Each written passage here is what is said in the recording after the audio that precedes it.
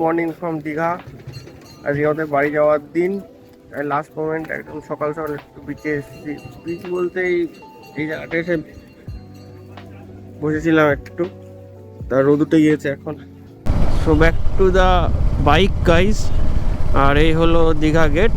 তা এখন বাজে 11টা, আমরা দীঘা ছেড়ে বেরোচ্ছি।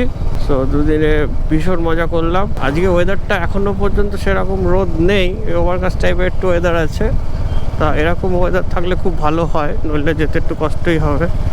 Let's hope for the best and let's go, let's ride.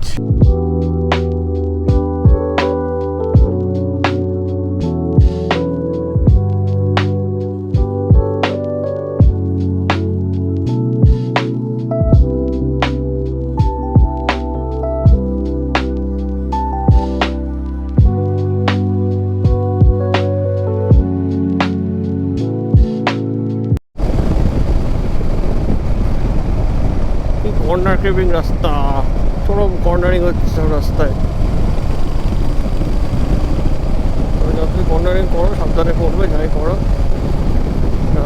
তখন পড়ে মরে গেলে তখন মুশকিল।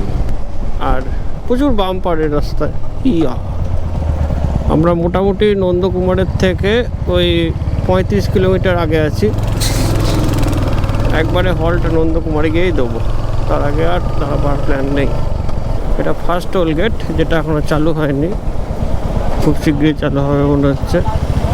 হ্যাঁ আচ্ছা ঠিক আছে।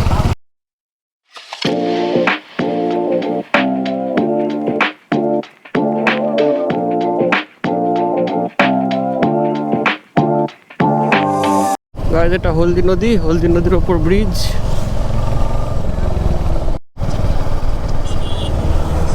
গাইজ আমরা নন্দকুমার মোড় চলে এসেছি। তাই এবার লাঞ্চটা করে নেবো, কারণ আগের দিন যখন আসছিলাম তখন টাইমটা খুব উল্টো পাল্টা হচ্ছিলো, আর আজকে একদম প্রপার টাইম মতো আছে। তাই একদম আমরা আজকে লাঞ্চটা নন্দকুমারের আশেপাশে থেকেই করে নেবো। হ্যালো গাইজ, আমরা নন্দকুমার ছাড়িয়ে দাঁড়ালাম সান হোটেল ধাবা। এখানে জাস্ট লাঞ্চটা করবো, দেন আবার রওনা দেবো।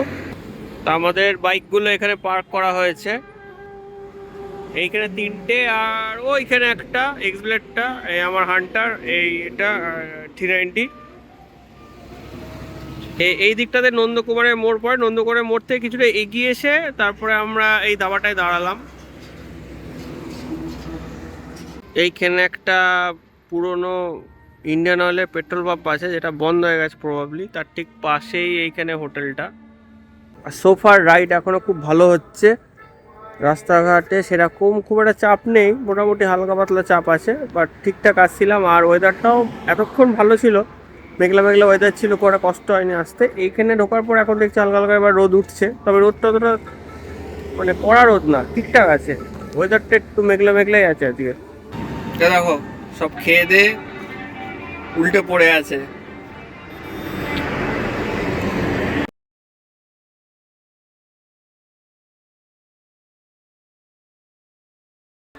এটা হচ্ছে কি মোড় ক্রস করলাম? এটা হলো নন্দকুমার ক্রস করলাম। ক্রস করে এসে বাঁ হাতে এই হোটেলটা দেখে নিন, ভালো করে দেখে নিন। হ্যাঁ, sun hotel dhaba and family restaurant. জীবনে আসবেন না কোনোদিন, জীবনে আসবেন না কোনোদিন, একদম মাঝে ফালতু 2 নম্বরই সত্যি। সবাই ভাতের থালি খেয়েছে, আর তার সাথে চিকেন ভেজ মিক্স ভেজ সব নিয়েছিল, আর আমি খেয়েছি রুটি আর চিকেন। খাবারের কোয়ালিটিও খুব একটা ভালো ছিল না, হোটেলটাও সেরকম খুব একটা ভালো না। ওভারঅল এই রাস্তায় সেরকম ভালো হোটেল পেলাম না। দেখে এটা একটু বাইরে থেকে ভালো লাগলো, কিন্তু ভেতরে অবস্থা খুব খারাপ ছিল। খাবার দাবার দিতে লেট করছিল, খাবার দাবার ঠান্ডাও ছিল, এরকম অনেক সমস্যা ছিল।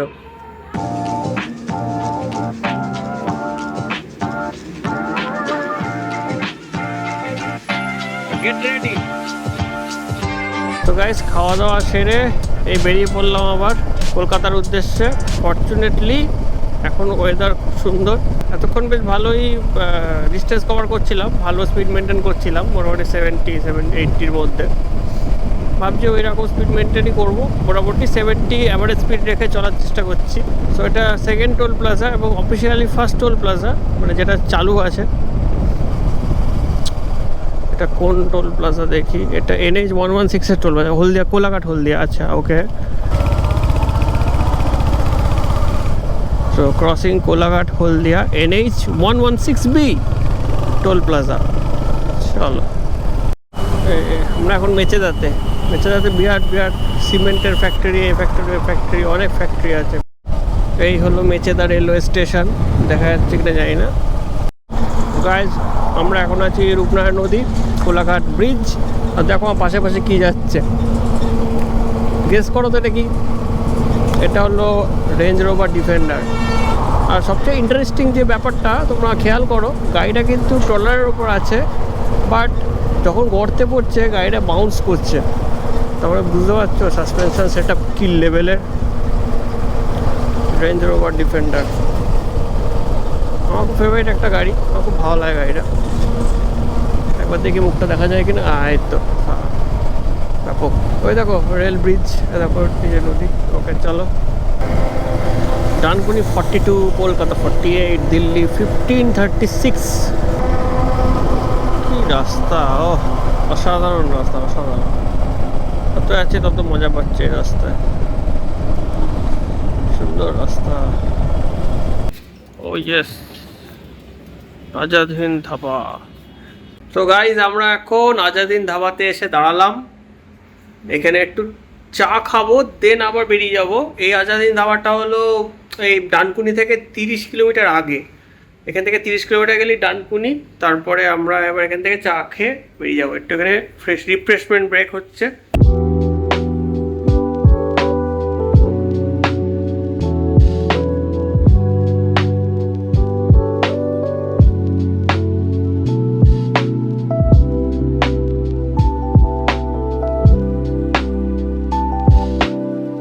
আজাদ হিন্দ ধাবা, এই ভারত পেট্রোলিয়ামের ধাবা যেটা, এখানে আমরা চা খেলাম। চা খেয়ে এখন মোটামুটি 6টা মতো বাজে। আমরা এবার বেরোবো, এবার ডাইরেক্ট ডানকুনি যাবো। তারপর ডানকুনি থেকে যে রাস্তা দিয়েছি ওই রাস্তা ধরবো। এখানে আমাদের বাইক পার্কিং করা হয়েছে। আর এখানে একটা ইলেকট্রিক চার্জিং স্টেশন আছে, ইলেকট্রিক ভেহিকেল চার্জিং, 30 কিলোওয়াটের চার্জার। এটা বেশ ভালো, এটা আমি ফার্স্ট টাইম দেখলাম। এর আগে আমি কোথাও দেখিনি যে এরকম চার্জিং স্টেশন কোথাও থাকে।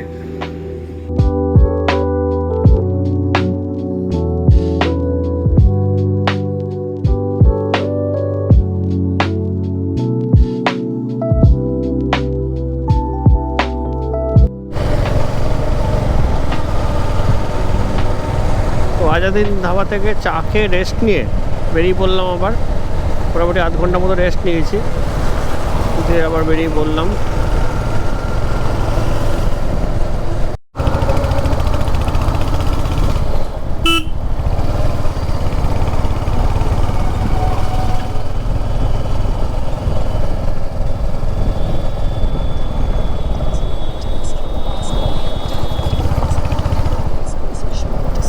আমাদের জার্নির থার্ড টোল প্লাজা, সেই ছোট্ট টোল প্লাজাটা, যেটাকে এবার আমরা ক্রস করছি।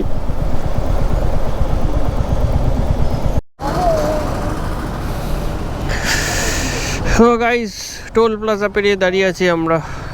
জাস্ট কয়েক সেকেন্ডের, কয়েক মিনিটের জন্য দাঁড়িয়েছি।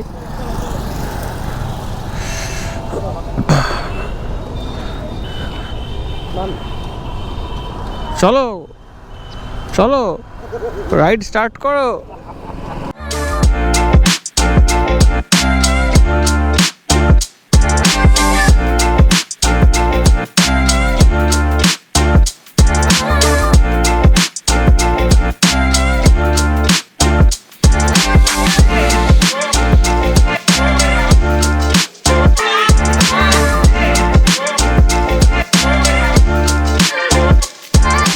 গাইস, কলকাতায় ঢুকে গেছি।